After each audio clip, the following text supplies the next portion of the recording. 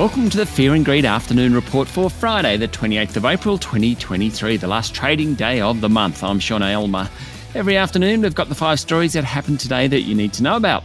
Story number 1, the S&P ASX 200 finished today up 0.2% to 7,309 points. That's off its 2-week lows of yesterday. Among the large caps, CSL and Transurban tumbled 1%, while Macquarie Group and Newcrest Mining both rose 1%. Aristocrat Leisure finished up nearly 2.5%. Lithium miners were among the best performing stocks, with Pilbara Minerals up 7% and Paladin Energy nearly 5% higher. As always, plenty of corporate news. Shares in cloud connectivity provider Megaport jumped 42% after it projected that its earnings will be materially above market consensus due to initiatives it introduced to improve financial performance.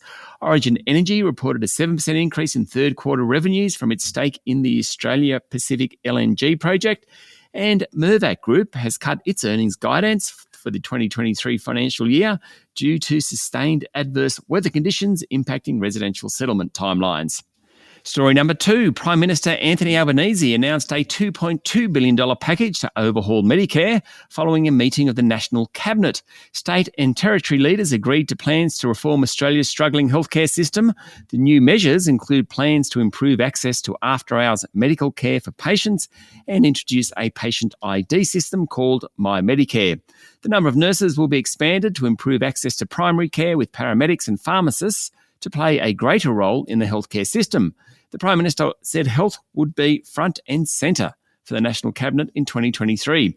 National Cabinet also endorsed the interim report of a review recommending ways Australia can immediately boost its health workforce. Story number 3, it was a big day in the world of power generation, with AGL Energy shutting its Liddell coal power station. For more than 50 years, Liddell has been burning fossil fuels to generate power, and today the site closed for good, at least in terms of coal-fired production anyway.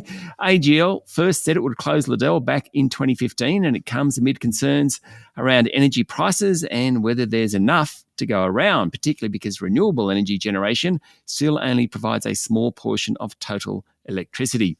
AGL Chief Executive Damien Nicks said the closure of Liddell in the Hunter Valley in New South Wales is a key moment in Australia's energy transition.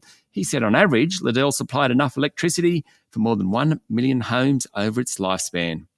Story number 4, Coles Group boss Stephen Kane, on his very last day in the job, says consumers are still ordering from Uber Eats, but he expects more shopping for home meals at the expense of restaurants and pubs.